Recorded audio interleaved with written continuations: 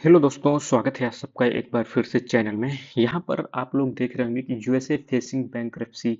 USA का पर इस समय बैंक्रप्सी का जो है काफ़ी ज़्यादा खतरा है जो कि दिखाई दे रहा है और विभिन्न न्यूज़ चैनल्स में ये खबर है जो कि बनी है। तो यहाँ पर देखिए, हर एक अमेरिकन जो है $1 लाख डेब्ट में जा रहा है। लगभग वहाँ की देखिए 28 से 30 करोड़ के आसपास आबादी है।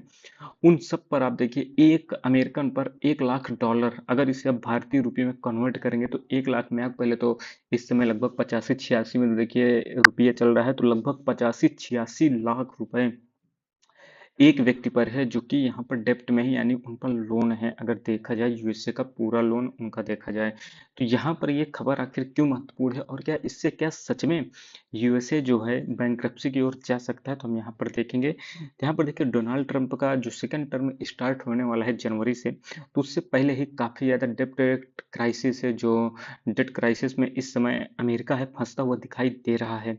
यहाँ पर देखिए, नेशनल डेट की बात करें तो इन पर कितना है, तो लगभग $36 ट्रिलियन है।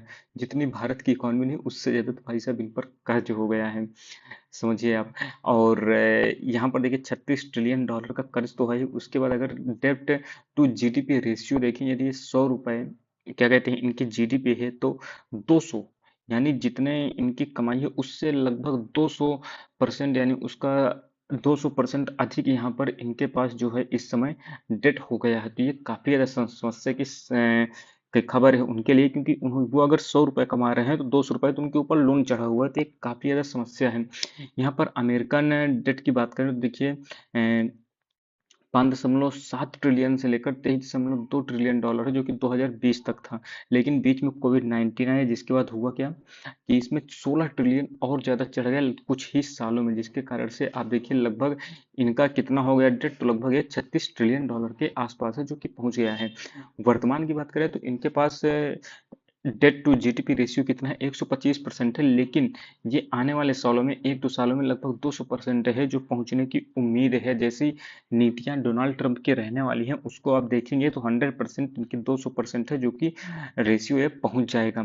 तो यहाँ पर आखिर ये समस्या क्यों हो रही है, तो सबसे बड़ी समस्या तो देखिए, यहाँ पर such ratio would mean the date surpasses the size of entire US economy, forcing the government to allocate more funds to servicing this debt than to critical sector like infrastructure, education and health care. यानी इससे हो क्या रहा है कि वो अपने fund को अच्छे तरह से इंफ्रा पर नहीं यूज कर पा रहे हैं, ना ही एजुकेशन पर यूज कर पा रहे हैं, और हेल्थ केयर पर भी है जो कि यूज नहीं कर पा रहे हैं। उसका देखिए आप कारण अगर देखें ना, देखिए जैसे इजराइल में उलझा हुआ है, इजराइल हमास के वार में जो भी उसे खर्च करना पड़ रहा है। इसके अलावा यूक्रेन को जो पानी की तरह रुपया जो बिडेन ने बहाया है, ये भी एक प्रमुख कारण है। ईरान से दुश्मनी मोड़ लेना, और मतलब कहीं ना कहीं ये अपने आप को महाराजा समझते हुए ये लगता है कि रुपया भाई पानी की तरह आ रहा है, बहाते जाओ जहां बहाना है। लेकिन देखिए, रुपयों की भी एक लिमिट होती है। आप यदि अच्छे से जो मैनेज नहीं करेंगे तो बहुत ही दिक्कत है जो कि होने वाली है। तो जॉय बिडेन की नीतियों के कारण ये है, जो कि आप देखेंगे डोनाल्ड ट्रंप ने यहाँ पर एक डिपार्टमेंट है जो कि एस्टेब्लिश किया है। अभी आपने सुना भी होगा उसका नाम, डॉगी डिपार्टमेंट। डॉगी मत समझिएगा, इसका मतलब यही है डिपार्टमेंट ऑफ गवर्नमेंट इफिशियंसी, कि गवर्नमेंट इफिशियंट हम कैसे बनाएं। और इसके हेड किसे बनाया गया है, तो इलॉन मस्क और विवेक रामास्वामी को है, कि हमें ये देखना है कि गवर्नमेंट में जो भी वेस्टेज हो रहे हैं उसे कम करने का प्रयास है जो कि किया जाएगा।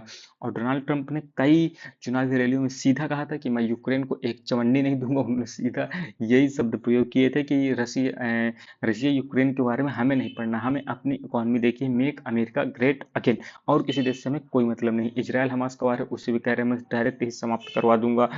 तो ये सब चीजें हैं, अब देखते हैं क्या होता है। देखिए, उच्च ब्याज दरों ने पहले ही अमेरिकी परिवारों पर काफी ज्यादा है जो कि दबाव डाला हुआ है। 10 साल के ट्रेजरी नोटों पर बात करें तो 2020 में ये 0.6% से बढ़कर जो है 4.4% हो गए थे। इससे हुआ क्या कि व्यक्तियों और व्यवसायों को जो लोन लेने की जो यहाँ पर इंटरेस्ट पेमेंट होता था, वो काफ़ी ज़्यादा हो गया, जिसके कारण से आर्थिक विकास इनका कम हो गया। मैनहट्टन इंस्टीट्यूट के जो ब्रायन रीडल हैं, इन्होंने प्रशासन के दृष्टिकोण की है जो कि काफ़ी ज़्यादा आलोचना की है, जिस तरह से ये लोग पैसा पानी की तरह बहा रहे हैं। इन्होंने कहा कि घाटा 3 गुना बढ़ जाने के बावजूद भी कर कटौती को पुनः लागू करना वित्तीय दृष्टि से गैर जिम्मेदाराना है, जो कि होने वाला है। ये बात की जा रही है, जो डोनाल्ड ट्रंप ने कहा है कि हम टैक्सेस को पूरी तरह से हटा देंगे। लेकिन वही है कि डोनाल्ड ट्रंप का यही कहना है कि हम टैक्सेस तो हटाएंगे, लेकिन उसे हम टैरिफ के माध्यम से जो विदेशी देशों को सामान आपके अमेरिका में आता है हमारे, तो उससे हम वसूल करेंगे।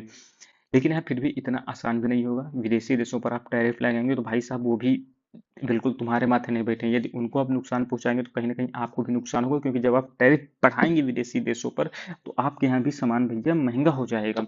तो आप फिर उस इन्फ्लेशन आपके यहाँ बढ़ेगी, क्योंकि जब सामान महंगा होगा तो इन्फ्लेशन बढ़ेगी, और इन्फ्लेशन को आप कैसे काबू करेंगे ये भी एक सोचने की बात है। तो रिपब्लिकन सांसद भी जो है आर्थिक बाधाओं को देखते हुए ट्रंप के जो राजकोषीय जो एजेंडा है उनका, तो उस पर काफी ज्यादा सवाल है जो कि उठा रहे हैं। ये चीज भी आपको ध्यान देना है।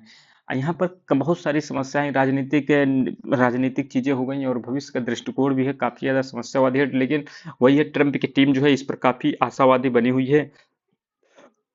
उनके ट्रांजिशन प्रवक्ता जो है कैरोलिन लेविट, इन्होंने कहा कि अमेरिकी लोगों ने राष्ट्रपति ट्रंप को लागत कम करने सहित अपने वादों को पूरा करने के लिए ही है जो कि जनादेश दिया है वह उद्धार करेंगे, ऐसा कहा जा रहा है। देखिए अमेरिका की सब थोड़ी खासियत क्या है ना, उसके पास डॉलर इतना मजबूत है ना, वो अपनी इकोनॉमी को फिर भी सरवाइव कर लेगा, क्योंकि उसकी इतनी बड़ी इकोनॉमी है कि वो टूटने वाला नहीं है। समझ लीजिए अमेरिका यदि टूटेगा तो भाई पूरा विश्व टूट जाएगा। ये कड़ू सत्य है, क्योंकि डॉलर, समझिए पूरे विदेशी व्यापार, दुनिया में जितना व्यापार होता है उसमें 70 से 80% अकेले मालिक कौन है, तो डॉलर है। तो अगर अमेरिका बर्बाद होगा तो भाई साहब पहले छोटे मोटे देश वही बर्बाद हो जाएंगे। तो ये एक बात है, ये सब चीजें मैनेज हो जाएंगी। बस वही है कि यूएस पर काफी ज्यादा दबाव रहेगा, और उससे टैरिफ वैरिफ लगाने पर वो भी ज्यादा ध्यान नहीं दे पाएगा। कह जरूर रहे हैं, अभी डरवा रहे हैं कि ब्रिक्स करेंसी न लाइए, डॉलर को ही अपनाइए, लेकिन फिर भी इतना आसान नहीं होगा चीजों को कर पाना अमेरिका के लिए भी। और ना ही भारत और चीन और रशिया के पास भी ये है कि आप डायरेक्ट डॉलर को हटा सकें।